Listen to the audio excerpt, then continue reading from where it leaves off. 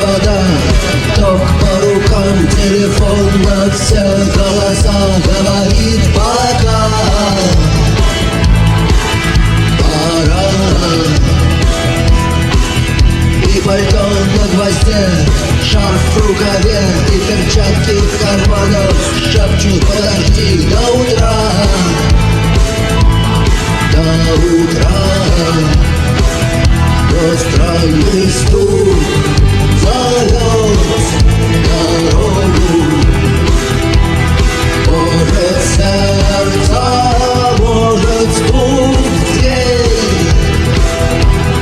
И когда я обернусь на пороге, я скажу одно лишь слово: верь.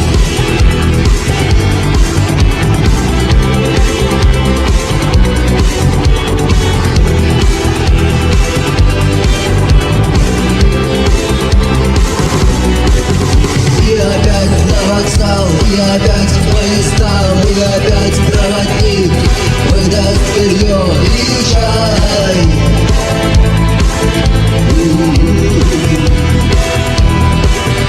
И опять не усну, и опять сквозь грохот колес мне послышится снова: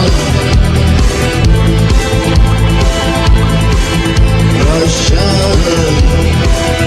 Но странный стук зовет дорогу. Может,